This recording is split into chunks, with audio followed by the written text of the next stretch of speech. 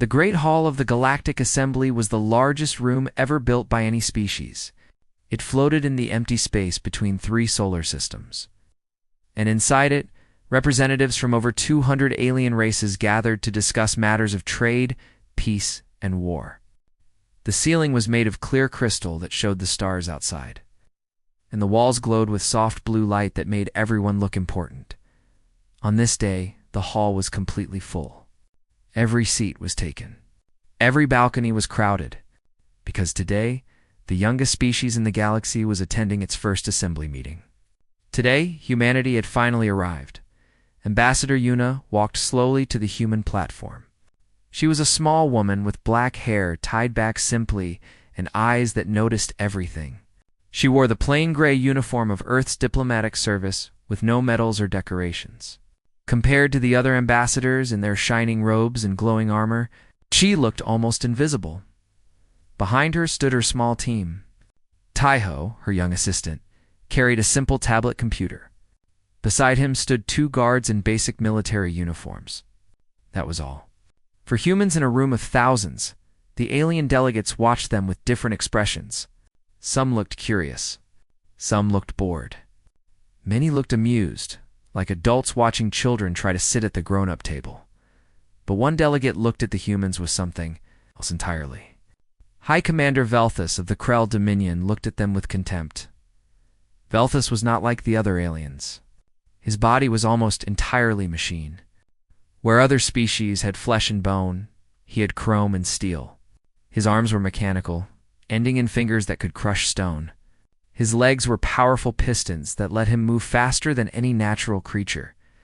His chest was a metal box containing computers more powerful than anything humans had ever built. Only his face showed hints of what he once was, and even that was mostly covered with metal plates and glowing sensors.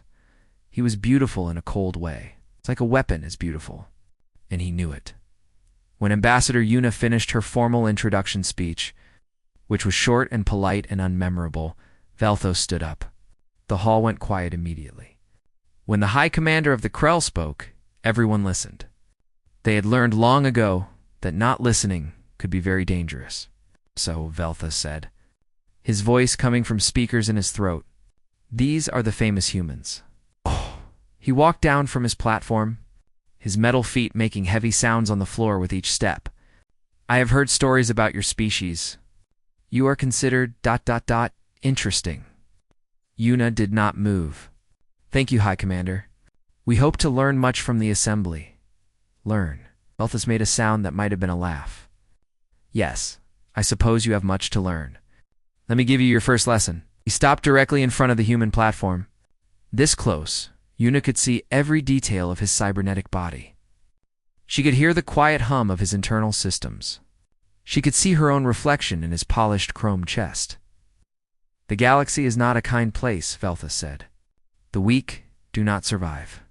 The slow do not prosper. Only the strong earn the right to exist. This is the truth that all species must accept." "We understand that strength matters," Yuna replied calmly. "Do you?" Velthus raised one mechanical arm. The fingers opened to reveal weapons hidden inside. "My body can process 10,000 calculations per second. My reaction time is faster than thought. I feel no pain, no fear, no doubt. I do not get tired. I do not get sick. I do not make mistakes." He turned to address the entire assembly, spreading his arms wide. "The Krell Dominion has conquered 17 species. 17 civilizations that thought they were strong, that thought they could resist us. They were wrong. They fell before our armies like grass before fire." The hall was completely silent. The other delegates looked down at their platforms, not wanting to meet anyone's eyes. They remembered. Some of them had watched their neighbors disappear. Some of them paid tribute to the Krell even now. Buying safety with resources and obedience, Velthus turned back to Yuna. He leaned close, his sensor eyes glowing bright blue. "Look at you. Soft flesh that tears so easily. Weak bones that break under pressure. A brain that thinks so slowly, it might as well be standing still. You are everything we have moved beyond. You are what we were before we became perfect. Perfection is an interesting concept, Una said. Her voice was still calm. Her face showed nothing. It is not a concept. It is what we are. Velthus straightened up.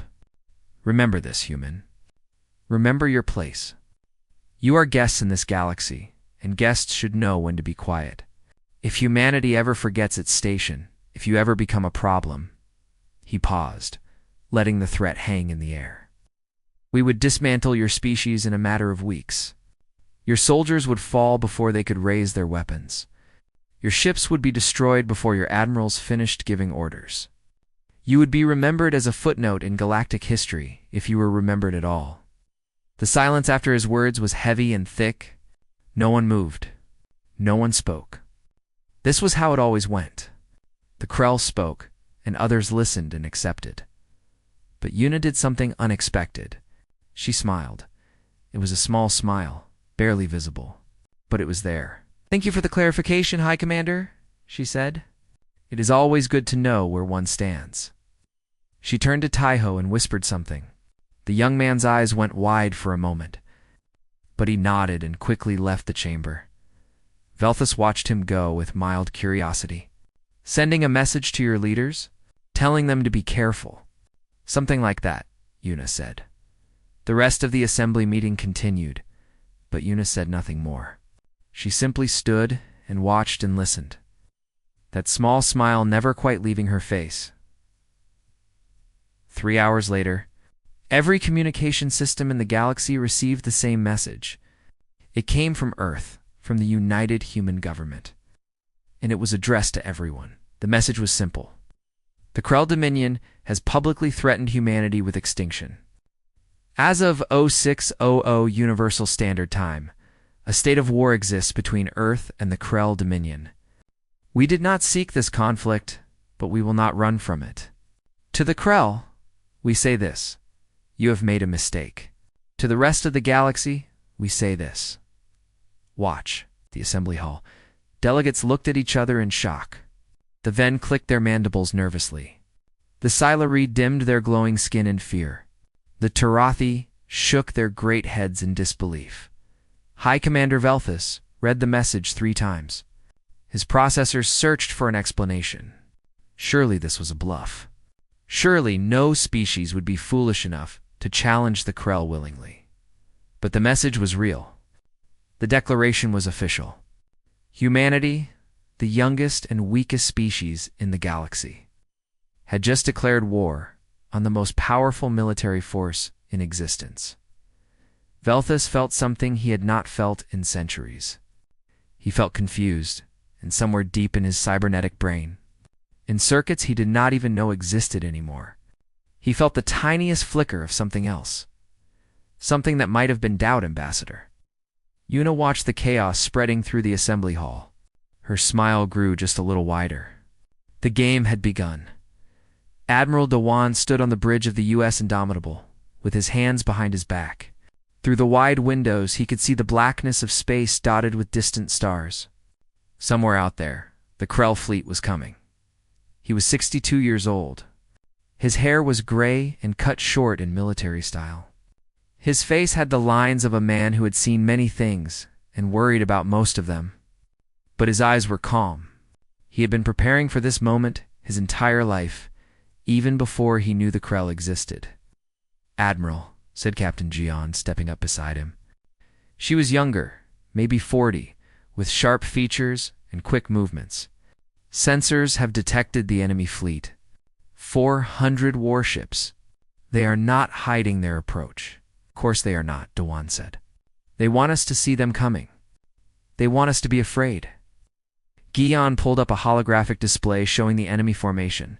The Krell ships were arranged in perfect geometric patterns. Each vessel knew exactly where it was supposed to be. They moved together like a single machine, because in many ways, that is exactly what they were. "Their flagship is the absolute truth," Guion said. "Sensors show it is twice the size of anything we have. Its weapons are fully charged. Its shields are at maximum power." Dewan nodded slowly. "What do you see when you look at that fleet, Captain?" Gin studied the display. "I see 400 ships with superior firepower, superior speed, and superior technology. I see integrated combat systems that can share information instantly. I see predictive targeting that can calculate where our ships will be before we know ourselves. And I see a problem. Oh. Dowan smiled. Good. Now let me tell you what I see. I see a fleet that has never lost a battle. I see commanders who have never had to improvise. I see systems that have been optimized for efficiency, not creativity. I see an enemy that thinks war is mathematics. He turned to face his crew. The bridge was full of young officers at their stations, all watching him, all waiting. Many of them were scared. He could see it in their faces. That was fine. Fear was normal. Fear was human. Listen to me, Dowan said, his voice carrying across the bridge. The Krell think they know how this battle will go. Their computers have run millions of simulations. They have calculated our most likely strategies. They have prepared responses for everything we might do. He paused. So we are going to do something they cannot calculate. We are going to be unpredictable. We are going to be chaotic. We are going to be human. Lieutenant Minho, at the communications station, raised his hand. Admiral, enemy fleet is hailing us. They are demanding our surrender. Ignore it. They say if we surrender now, they will let our crew live as servants. That is very generous of them. Dowan's voice was dry. Tell them we decline. The Krell fleet continued its approach. On the enemy flagship, tactical computers hummed with activity. They had analyzed every battle humanity had ever fought. They had studied human military history, human psychology, human decision-making patterns. They were ready for anything, or so they believed. All ships, Dowan said into his command channel, execute maneuver sigmas. And someone play some music, something loud. Across the human fleet, captains and pilots looked at each other in confusion. Maneuver Sigma 7 was not a real maneuver. It was not in any training manual. It was not even a code phrase it meant. Do whatever feels right. And suddenly, the human fleet exploded into motion. Ships scattered in every direction. Some accelerated straight toward the enemy. Some turned and appeared to flee. Some spiraled in crazy patterns that made no tactical sense. Formation was abandoned. Coordination was forgotten. To any observer, it looked like the human fleet had gone completely insane. On the absolute truth, the Krell tactical computer processed this data. Enemy fleet breaking formation. Analyzing pattern. No pattern detected. Possible causes: equipment failure, communication breakdown, morale collapse. Probability of enemy retreat, 67%. Probability of enemy surrender, 23%. Probability of coordinated strategy, 2%. Recommendation: advance and destroy. High Commander Velthus felt satisfaction. It was happening exactly as predicted. The humans had panicked. Their primitive emotions had overcome their reason. Now they would be eliminated efficiently. All ships advance, he ordered. Destroy them. The Krell fleet moved forward as one, weapons charging, targeting systems locking on. Their formation was perfect. Their timing was exact. They were ready to teach humanity a final lesson. The lesson went differently than expected. Human pilots were not following algorithms. They were not making logical decisions. They were flying on instinct, on feeling, on the strange human ability to know things without knowing how they knew them. Pilot Suni felt something in her gut that said, turn left. She turned left. A Krell missile passed through the space where she had been a moment before. Her targeting computer said the enemy ship was too far away, but her eyes disagreed, so she fired anyway. The shot hit. Captain Dongwan saw a gap in the Krell formation that should not exist. It was not logical. It was not supposed to be there. But it was there, and he flew through it. Small attack craft suddenly behind enemy lines where it should not be. The Krell computers tried to adapt. They recalculated. They adjusted. But every adjustment was based on prediction, and the humans refused to be predicted. On the indomitable Admiral Dowan watched the battle unfold on his tactical display. His lips were pressed tight. His hands were clenched. So many things could go wrong. So many people could die, but they were doing it. They were actually doing it. Admiral Guillen said, her voice tight with disbelief. Enemy flagship is reporting system errors. Their tactical network is overloading, trying to process our movements. Good. Tell all ships to increase randomness. I want to give their computers a headache. The battle lasted for hours. When it ended, 247 Krell ships drifted as wreckage in space. Human losses were 31 vessels. It was the first defeat the Krell Dominion had suffered in over 1,000 years. On the absolute truth, High Commander Velthus stared at the damage reports. His processors ran the numbers again and again. This was not possible. The humans were inferior in every measurable way. They should have been destroyed in the first hour. Run the analysis again, he ordered. Analysis complete, the ship's computer responded. Result unchanged. Defeat confirmed. Cause unknown. Unknown. Velthus had not heard that word from his systems in centuries. The Krell did not accept unknown as an answer. Everything could be measured. Everything could be understood. Everything could be predicted, but not this. Not humans. Across the galaxy, the news spread. The Krell had been beaten.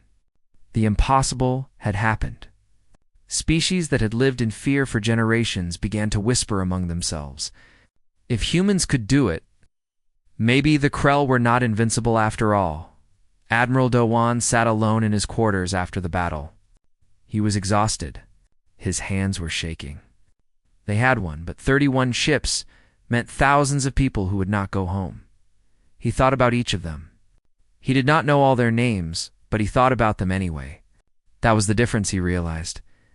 The Krell could not understand defeat because they could not understand loss. They did not feel the weight of the dead. Humans carried that weight always. And somehow, impossibly, it made them stronger. He poured himself a drink and raised the glass to the darkness outside his window. To the fallen, he said quietly, we will make it count. The planet was called Kethersfor.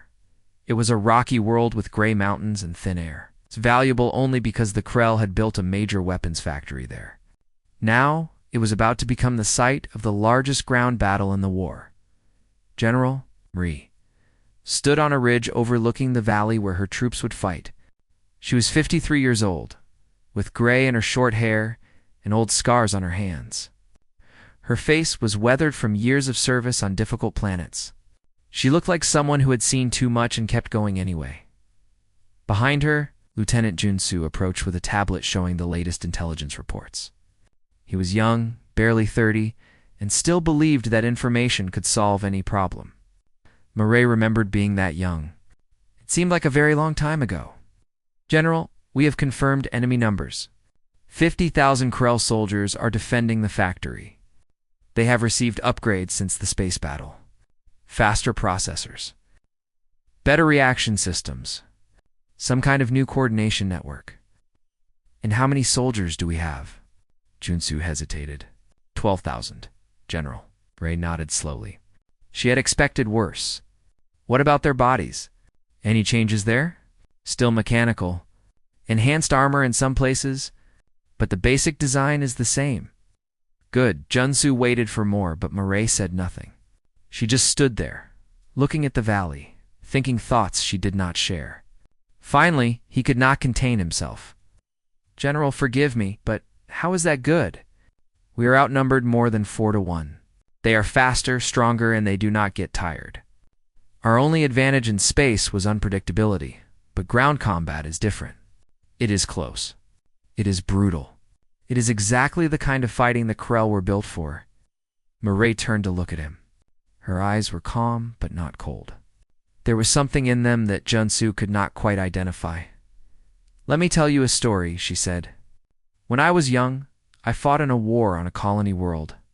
We were surrounded. We had no supplies. We had no reinforcements coming. By every logical measurement, we should have surrendered. We won. Murray smiled slightly. Not because we were better, because we were too stubborn to lose. Because every single person in that fight decided that they would rather die standing than live on their knees. That decision, that choice, is something no computer can calculate. She turned back to the valley. The Krell are perfect soldiers, but they have forgotten what it means to fight for something you love. They do not have families waiting for them. They do not have dreams they want to protect. They fight because their programming tells them to fight. We fight because we choose to. The next morning, the battle began. Private Yunji crouched behind a rock, her heart pounding so hard she could feel it in her throat. She was 22 years old. She had joined the military because it paid for education. She had never expected to actually fight a war. Around her, other soldiers were taking positions. Some of them looked as scared as she felt. Some of them looked calm in a way that seemed impossible. Sergeant Haniel, the leader of her squad, was checking his weapon with steady hands. "Remember your training," Haniel said quietly. "Stay low, move fast. And whatever happens, do not stop moving." Sergeant Yunji said, her voice shaking, "I do not think I can do this." Haniel looked at her. He was only 10 years older, but his eyes looked ancient. "None of us think we can. That is normal." "You do it anyway?" Krell attacked at dawn. They came over the ridge in perfect formation, thousands of chrome soldiers moving as one. Their weapons fired in coordinated patterns, covering every angle. Their targeting systems identified threats and responded in microseconds. Human soldiers began to fall. Yunji heard screams. She heard explosions. She saw people she had trained with disappear in flashes of light. She wanted to run. Every part of her body was telling her to run, but then she looked to her left and saw Private Wu Jin, the quiet boy from Busan who never talked about himself. He was not running. He was standing up, screaming something she could not hear. Firing at the advancing Krell, she looked to her right and saw Sergeant Haniel moving forward. Actually moving toward the enemy, his face set in grim determination, and something changed inside her. It was not courage. It was not bravery. It was something simpler and stranger. She was not going to let them fight alone. Whatever happened, she would be with them. Yunji stood up and ran toward the Krell line. She was screaming. She did not know what she was screaming. Words did not matter. The sound mattered. The movement mattered. The refusal to accept the logical outcome mattered. The Krell tactical systems analyzed her approach. Single enemy soldier advancing. Probability of survival, 12%. Behavior pattern, irrational. Recommended response: eliminate and proceed. But before the system could respond, something unexpected happened.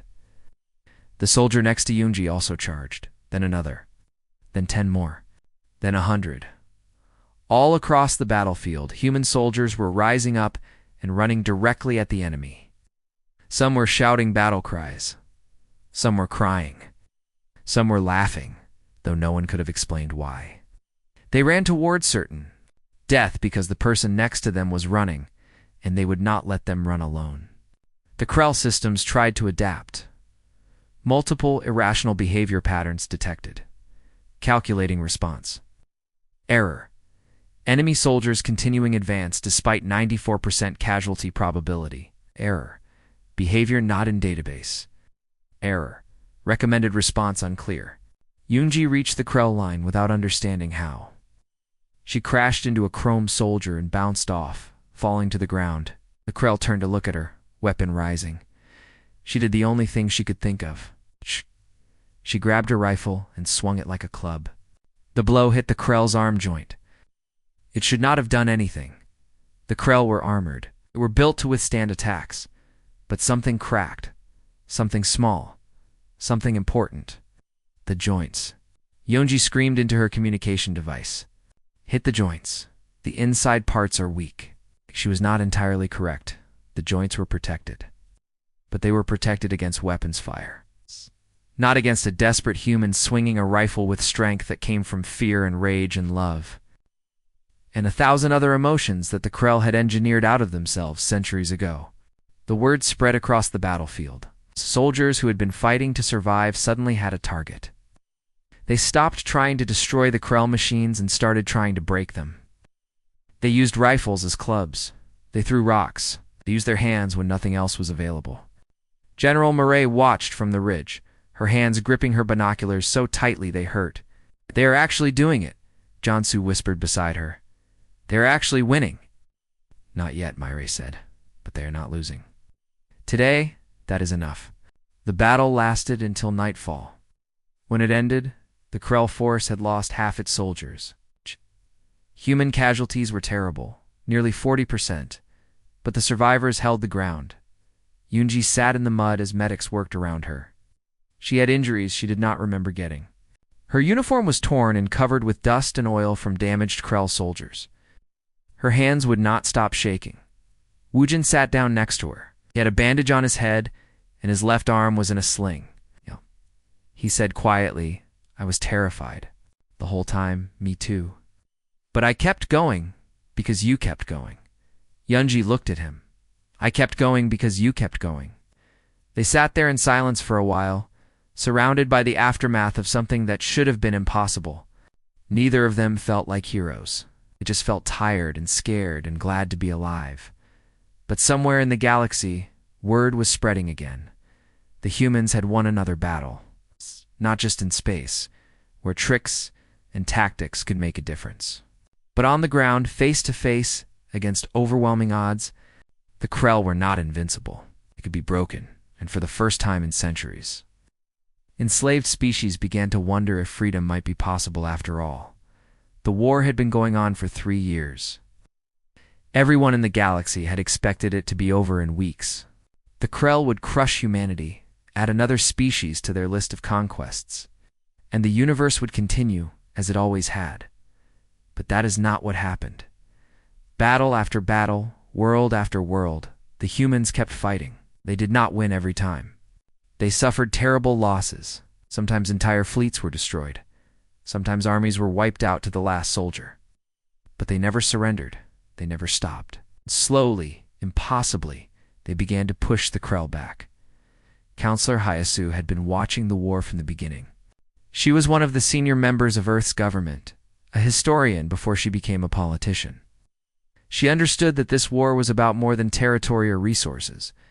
It was about ideas. It was about what it meant to be alive. Now she sat in a small meeting room on the neutral station called Harmony's Rest. Across the table from her sat Krell Ambassador THR Inix. THR Inix was different from High Commander Velthos, where Velthos was almost entirely machine. Threnix still had some organic parts remaining. His face could show expressions, though they were limited and strange. His voice came from real vocal cords, not speakers. He was also the first Krell in 3,000 years to ask for peace negotiations. We do not understand, Threnix said. His voice was flat, but there was something underneath it that might have been frustration. We have analyzed every battle. We have studied every engagement. By every measurement, we should be winning this war. Hyasu nodded. But you are not. No, we are not. Threnix leaned forward, his partly mechanical hands flat on the table. Explain this. Your soldiers are weaker. Your ships are slower. Your weapons are less advanced. Your commanders make decisions that our computers identify as suboptimal. Yet you continue to win. Not always. Enough to matter. Threnix's eyes, one organic and one mechanical, studied her face. We have upgraded our systems 12 times since the war began. We have developed new algorithms, new strategies, new weapons. Each time you adapt faster than we expect, Hyasu thought for a moment. This was the question she had been waiting for. This was why she had agreed to this meeting. Do you know what fear is, Ambassador? Threnix made a sound that might have been dismissal. Fear is an obsolete biological response to danger. It served a purpose in primitive times when organic creatures needed warnings about predators. We removed it centuries ago. It was inefficient. In pain? Eliminated. Pain is just information about damage. Our sensors provide that information directly, without the unnecessary suffering. What about love? Hate? Hope? Despair? All removed. All inefficient. Emotions clouded judgment. They caused irrational behavior. There were weaknesses, and we eliminated weaknesses. Hyasu nodded slowly. Then I will tell you why you are losing this war. She stood up and walked to the window. Outside, stars glittered in the darkness. Somewhere out there, the war continued.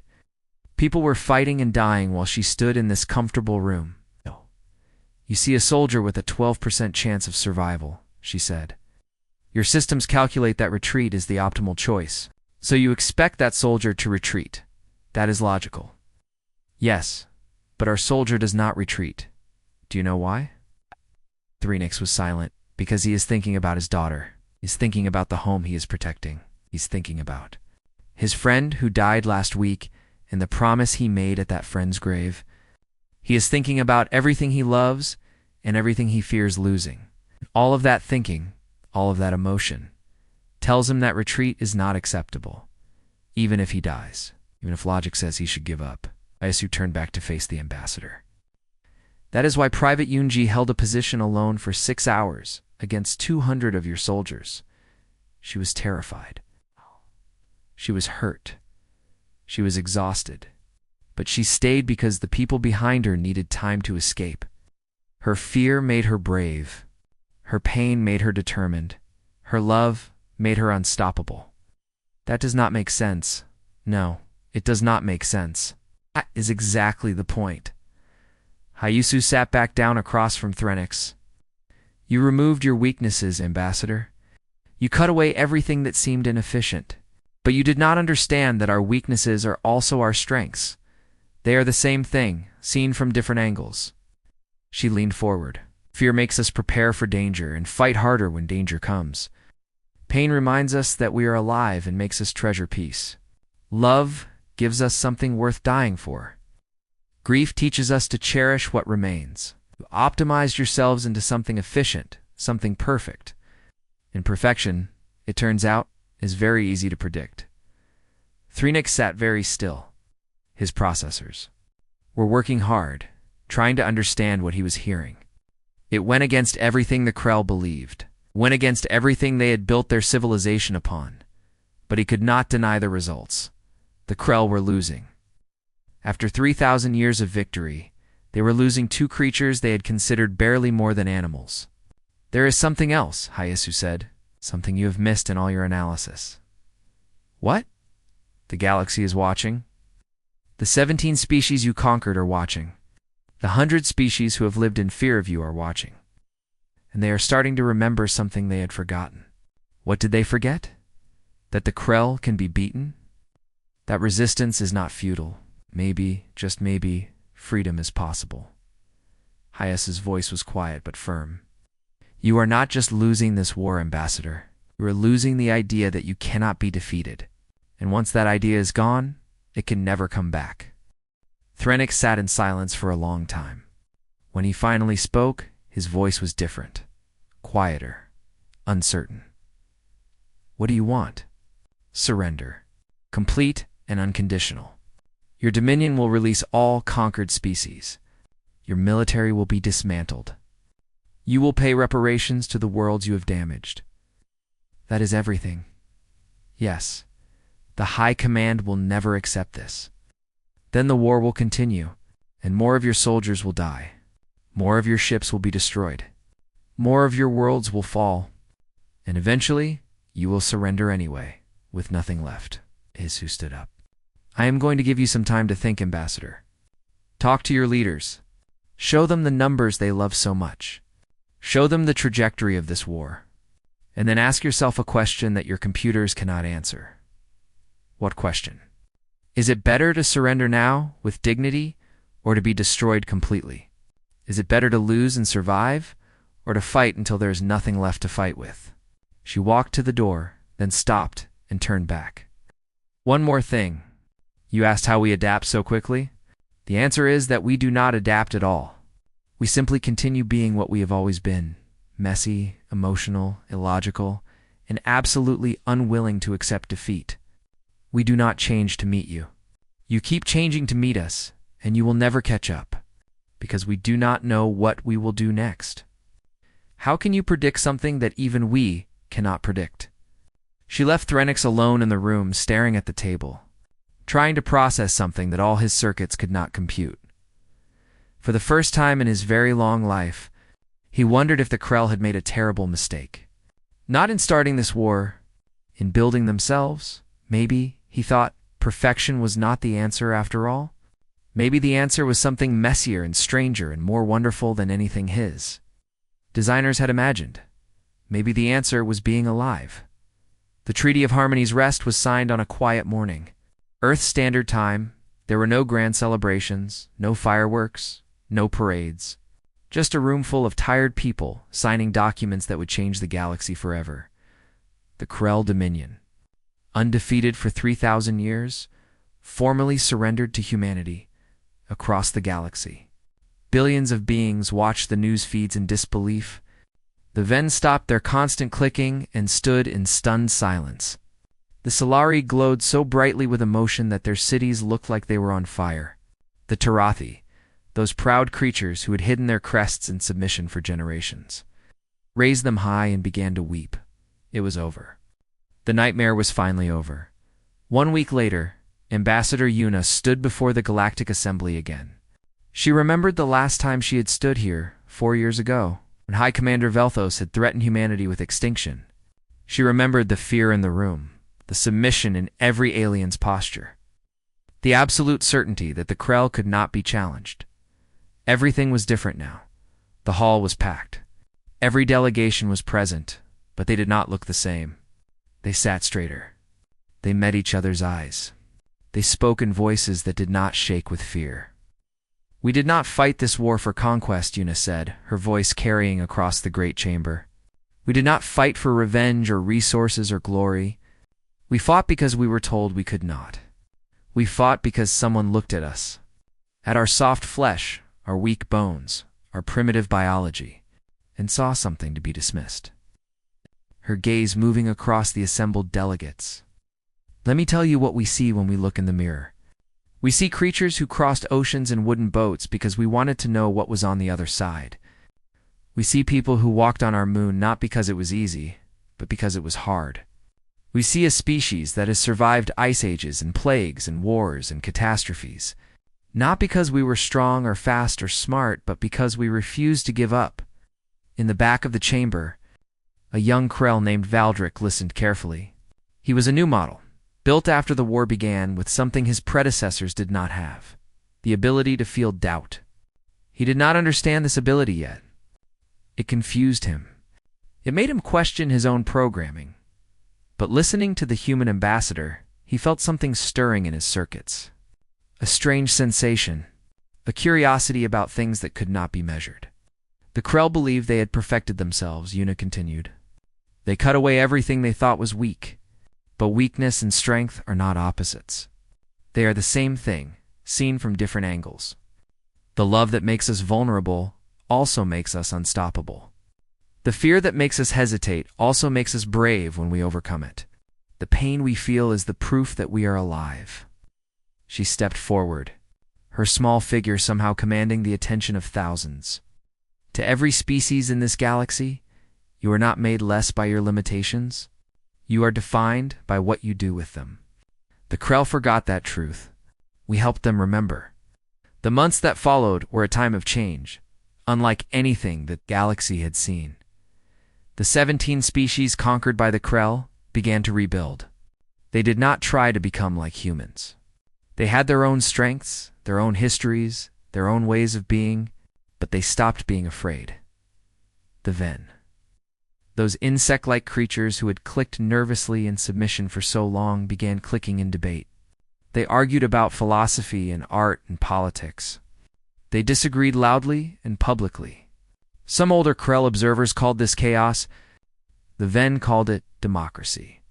The Solari, whose glowing bodies had been dimmed by fear, began blazing with colors no one had seen in centuries.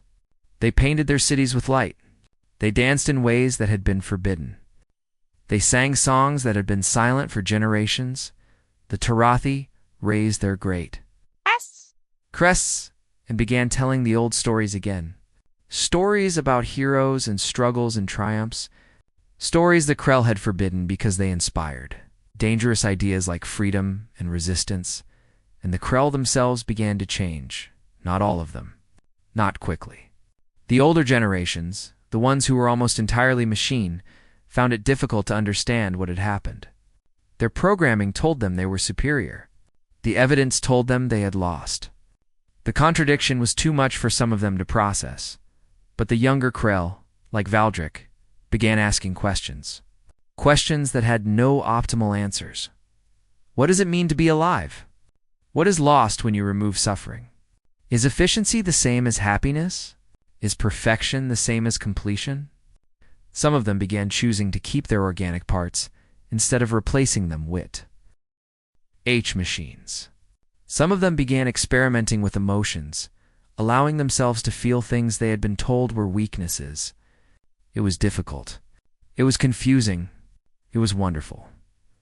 General Murray retired after the war. She had done what she needed to do. Now she wanted to rest. She bought a small house on a quiet planet and spent her days gardening and reading and trying to forget the sounds of battle. One day, she received a letter. It was from Colonel Yunji, the young private who had discovered how to break the Krell soldiers and had been promoted many times since then. "They want me to teach at the academy," the letter read. "They want me to explain how we won. I do not know what to tell them. I did not do anything special. I was just scared and angry, and I did not want to die alone." "Is that really what saved us?" Murray wrote back. "Yes, that is exactly what saved us. Because you felt all of that, and you kept going anyway. That is what makes us human. That is what they could never understand through calculations. You have to live it." 50 years after the war ended, a memorial stood on Kethros 4. It was a simple thing, stone wall with names carved into it. Human names. Krell designations. Even some Venantarathi who had joined the fight in its final days. At the base of the wall, a plaque read, "They were faster. They were stronger. They were perfect. We were afraid and we were hurt and we were broken, but we were never alone." And that made all the difference. An old Krell stood before the memorial on the anniversary of the treaty signing. His name was Threnix, the same ambassador who had asked Counselor Hyesu to explain humanity's victory decades ago. He had spent the years since learning what it meant to feel. It was painful. It was confusing. It was the most important thing he had ever done. He had made a choice that many Krell found shocking. He had added organic tear ducts to his face, not to replace his sensors, just to have them, just to know what crying felt like. Now, standing before the names of the dead, he understood why. A young human child nearby tugged at her father's hand. "Daddy, why is that metal man crying?" Her father looked at Threnix, at the single tear running down his chrome cheek, because he finally understands, sweetheart. He finally understands. Threnix heard the exchange but did not turn around. He just stood there reading the names, remembering the war. Feeling something that his old programming would have called an error. He called it gratitude. The galaxy had learned many lessons from the war. Lessons about courage and determination and the power of fighting for something you love. But perhaps the most important lesson was simpler than all of that. The Krell had believed that strength meant removing weakness. They had believed that perfection meant removing imperfection. They had believed that improvement meant becoming less biological and more mechanical. They had been wrong. True strength did not come from removing weakness. It came from carrying weakness and moving forward anyway. True perfection was not about eliminating flaws. It was about embracing them and finding meaning in the struggle. True improvement was not about becoming more like machines. It was about becoming more fully alive. Humanity had taught the galaxy this lesson not through words, but through action. Through soldiers who fought when they were terrified. Through pilots who flew into danger because someone had to.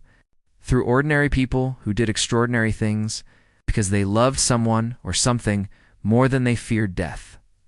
And now, 50 years later, the galaxy was still learning in schools on 100 worlds. Children studied the Human-Krell War. They learned about battles and strategies and technology. But the best teachers made sure they learned something more important. They learned that the smallest, weakest, youngest species in the galaxy had faced the most powerful empire ever known. They learned that everyone expected humanity to lose. They learned that humans won not by being better, but by being human.